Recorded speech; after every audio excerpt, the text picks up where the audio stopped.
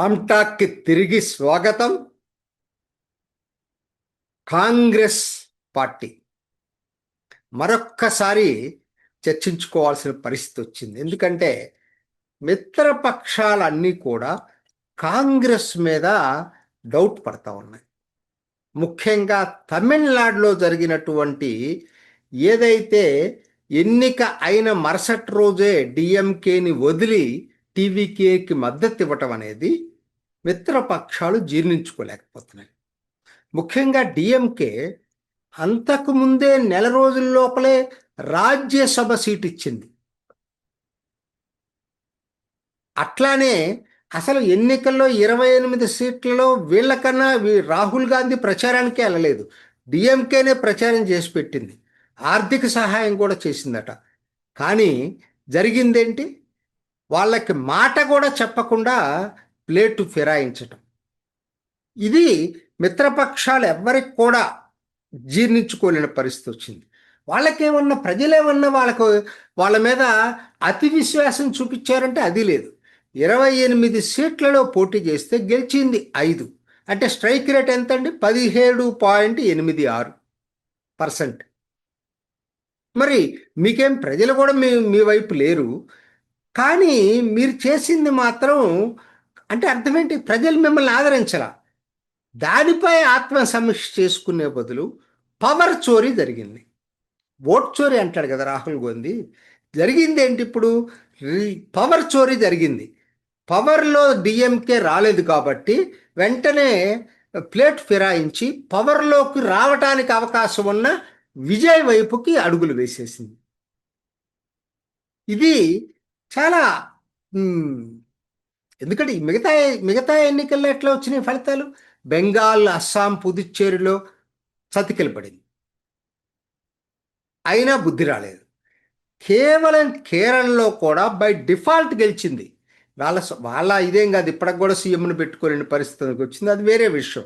ఆ రోజు పరిస్థితి ఏంటంటే 2 టర్మ్స్ చేసిన సిపిఎం మీద తీవ్ర వ్యతిరేకత వచ్చింది. బై డిఫాల్ట్ పెద్ద పార్టీగా ఉన్నది వీళ్ళు కాబట్టి వీళ్ళకి ఓట్లు వేశారు. ఇది ఏదైనా సరే మిత్రపక్షాలు మాత్రం ఈ పవర్ చోరీని యాక్సెప్ట్ చేయలేకపోతున్నాయి. ముందు ముందు ఏం జరుగుతుందో కానీ ప్రస్తుతానికి మాత్రం ఇది డ్యామేజ్ చాలా జరిగింది కాంగ్రెస్కి. లోక్సభలో డిఎంకే సపరేట్ సీట్లు కోరటం, ఇండి కూటమి నుంచి బయటికి రావటం. అఫ్కోర్స్ మీకు తెలిసి ఇప్పటికే ఆప్ ఇండి కూటమిలో లేదు, బయట ఉంది. ఇప్పుడు డిఎంకే బయటకు వచ్చింది. టిఎంసి అసలు ఎన్నికల్లో కాంగ్రెస్ని దగ్గరకే రానివ్వలేదు. ఇప్పుడు అంటుంది అనుకుంటే అందరు కలిసిపోదామని చెప్పి. ఇప్పుడు ఎవరికి నమ్మకలేదు. బెంగాల్లో ఉన్నటువంటి సిపిఎం యూనిట్ అయినా కాంగ్రెస్ యూనిట్ అయినా అంతా సఖ్యతగా లేరు మమతా బెనర్జీ తోటి. అంటే ఇండి కూటమిని ఎందుకు అంటున్నానంటే, నేను ఇండి కూటమిలో 3 పార్టీలు ముఖ్యమైనవి కాంగ్రెస్తో పాటు: TMC, DMK, SP, Samajwadi party. Samajwadi party ఏం చెప్పింది? అఖిలేష్ యాదవ్ చేసింది చాలా తప్పు కాంగ్రెస్ అని చెప్పింది. మేము డిఎంకే తోటే ఉంటామని చెప్పింది. అందరి కళ్ళు ఇప్పుడు సమాజ్వాదీ పార్టీ వైపు ఉన్నారు. రేపు ఎన్నికల్లో కాంగ్రెస్తో పొత్తు పెట్టుకోబోతుందా, లేకపోతే కాంగ్రెస్ని పక్కన పెడుతుందా? ఇది చూడాలి. మరి కొద్ది రోజులు పోవాల్సినటువంటి అవసరం ఉంటుంది. కానీ ఒక స్టాండ్ అయితే తీసుకుంది. మేము డిఎంకే తోటే, డిఎంకేని ఇట్లా వదిలిపెట్టడం కరెక్ట్ కాదు, కష్టాల్లో ఉన్నప్పుడు వదిలిపెట్టకూడదని చెప్పి ఓపెన్గా అఖిలేష్ యాదవ్ స్టేట్మెంట్ ఇచ్చాడు. అంతే కదా మరి. నువ్వు కష్టాల్లో ఉన్నప్పుడు నీతో ఉంది డిఎంకే, కానీ డిఎంకే కష్టాలు వచ్చినప్పుడు మాత్రం వెంటనే ప్లేట్ ఫిరాయించావు. కాంగ్రెస్ నైజం ఇది కొత్త ఏం కాదు.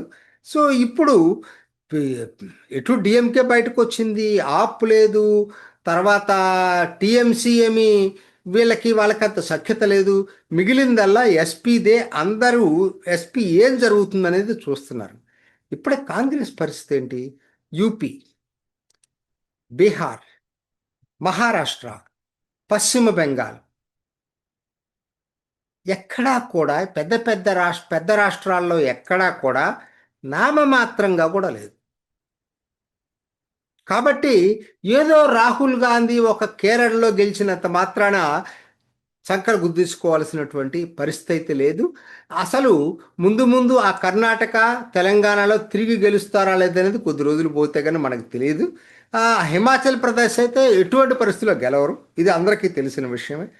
ఏది ఏమైనా తమిళనాడుది మాత్రం కాంగ్రెస్కి నైతికంగా పెద్ద దెబ్బ తగిలింది.